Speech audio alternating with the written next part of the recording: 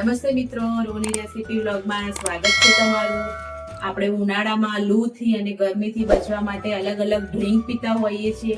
તો આજે આપણે એક અલગ ડ્રિંક સાથે, નવી ડ્રિંક સાથે આવી ગયા છીએ। તો આપણે ચલો આમપન્ના પેલા કાચી કેરીનો બાફલો પણ કહી શકાય એને। તો આપણે ચલો બનાવવાનું સ્ટાર્ટ કરીએ।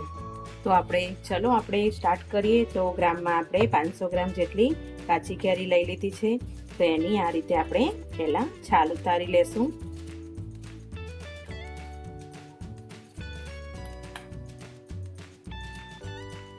તો આપણે આ રીતે ઉનાળામાં કાચી કેરી આવે તો એનો આમપન્ના શરબત બનાવી શકાય છે કે કાચી કેરીનો બાફલો કહીએ। તો એ આપણે ચલો બનાવવાનું સ્ટાર્ટ કર્યું છે। તો આ રીતે કેરીને કટ કરી દીધી છે અને આ રીતે વચ્ચેનો જે વ્હાઈટ વાળો ભાગ આવે છે એ કાઢી નાખવાનો છે આપણે। અને પછી ઝીણા ઝીણા ટુકડામાં કેરીને કટ કરી લેવાની છે।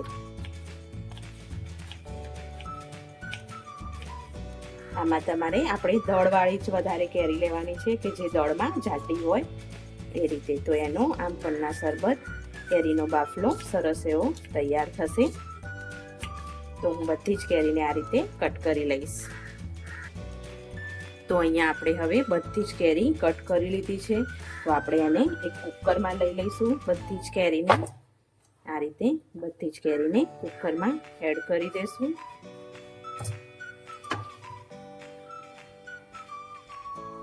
અને આપણે હવે થોડું એવું પાણી એડ કરીશું। વધારે પાણી એડ નહીં કરીએ, થોડુંક જ પાણી એડ કરીશું અને ઢાંકણ બંધ કરીને 2 થી 3 વિસલ આવે ત્યાં સુધી આપણે ચડવી લેશું।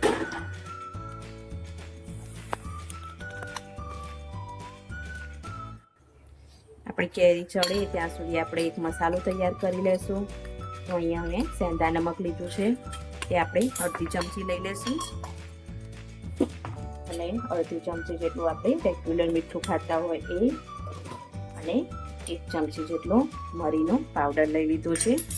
આ ત્રણેય વસ્તુને આપણે મસ્ત એવું મિક્સ કરી લેશું।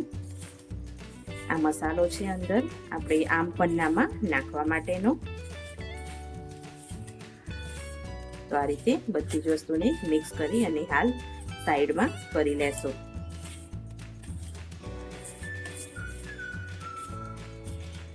તો અહીંયા આપણી મસ્ત એવી કેરી બફાઈ ગઈ છે। હવે આ કેરીને આપણે પાણી અંદરથી કાઢવાનું નથી, નહીં તો એનો ટેસ્ટ ફીકો થઈ જશે। હવે આને ઠંડી થાય એટલે આપણે આને ક્રશ કરી લઈએ। તો આપણે બધું કેરીનો જે બાફલો હતો એ લઈ લીધું છે એક મિક્સર જારમાં, અને આપણે જે મસાલો બનાવ્યો હતો મીઠું, મરી અને સંચળ એ ત્રણેય અંદર મિક્સ કરી દઈશું। અને થોડું તીખાસ માટે આપણે 1 લીલું મરચું લીધું છે। આ બધાને આપણે ફાઇન પેસ્ટ બનાવી દઈશું। અહીંયા આપણે 250 ગ્રામ જેટલી સાકરનો ભૂક્કો લઈ લીધો છે। આપણે જે ખડી સાકર આવે છે એનો ભૂક્કો છે। આપણે એમાં થોડું એવું પાણી નાખીશું, થોડું એટલે થોડુંક જ, 2 થી 3 ગુંટા જેટલું। જો આપણી 500 ગ્રામ કેરી છે તો એનો મેઝરમેન્ટ સાથે આપણે 250 ગ્રામ જેટલી સાકર કે તમે ખાંડ પણ લઈ શકો છો।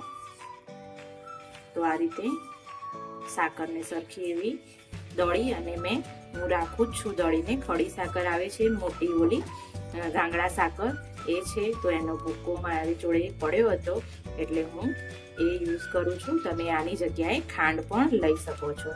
અને આ રીતનું આપણું મિક્સચર તૈયાર થઈ ગયું છે। સરસ એવું પલ્પનું, કેરીનો પલ્પ આપણે તૈયાર કરી લીધો છે। હવે આપણે સાકરને સરખી એવી રીતે મિક્સ કરી લઈશું અને મસ્ત રીતે પહેલા ઓગાળી લઈશું। આપણી સાકર મસ્ત એવી ઓગળી ગઈ છે। તો એમાં આપણે જે આ પલ્પ તૈયાર કર્યો હતો કેરીનો એ બધો જ એડ કરી દઈશું।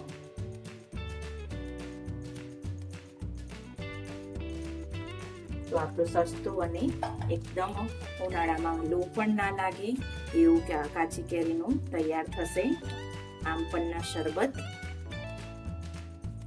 તો આ રીતે આપણે બધું જ પહેલા મિક્સ કરી લઈશું સરખી રીતે, અને આપણે સતત હલાવતા જઈશું।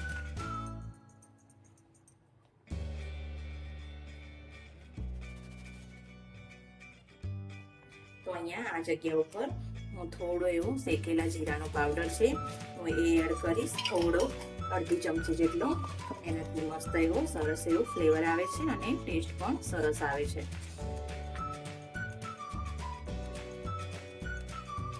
જીરાનો ટેસ્ટ એકદમ સરસ લાગે છે આમાં.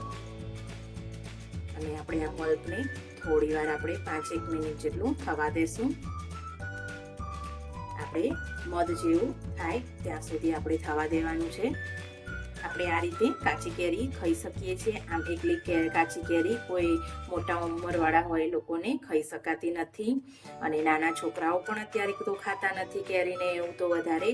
તો આ રીતે જે આમ પન્નાનું શરબત આપણે બનાવીએ છીએ બધાને જ મસ્ત લાગે છે અને બધાને જ ભાવે છે.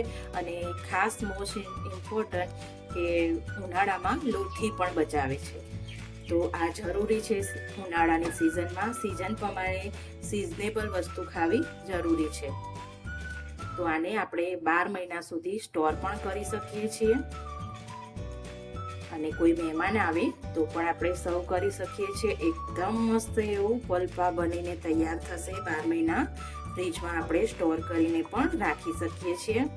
હું તો દર વર્ષે આ સ્ટોર કરીને મૂકું છું. જ્યારે પણ ઈચ્છા થાય, જ્યારે પણ કોઈ મહેમાન આવે તો હું આ રીતે બનાવી દઉં છું. બનાવીને બોટલ ભરીને ફ્રીજમાં હું મૂકી દઉં છું. તો આપણને હલાવતા હલાવતા 5-1 મિનિટ જેટલું થઈ ગયું છે. તો આપણું પલ્પ મસ્ત રીતે તૈયાર છે. તમને થોડું આપણે લૂઝ લાગતું હશે કે થોડું ઢીલું છે, પણ ઠંડુ થશે એટલે આનાથી પણ ઘટ્ટ થઈ જશે મસ્ત એવું. તો જોઈએ આપણે હાથમાં લઈને આપણે મધ હોય એ રીતનું થઈ ગયું છે આપણું આ આમ પન્નાનું.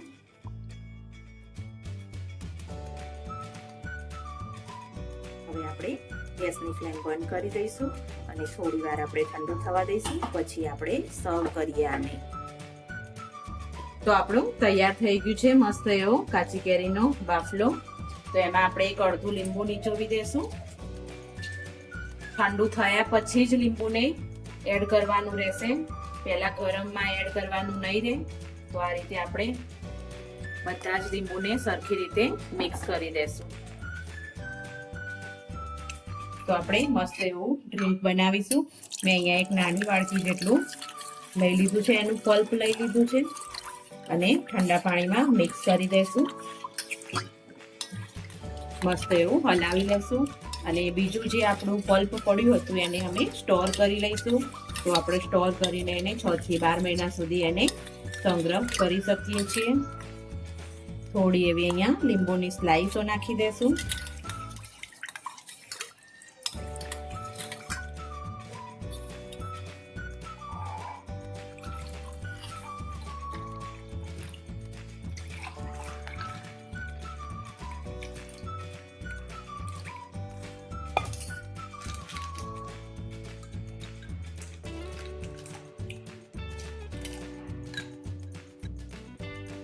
તો મસ્ત એવો મિત્રો આમ પન્ના નેચરલ શરબત આપણો તૈયાર છે.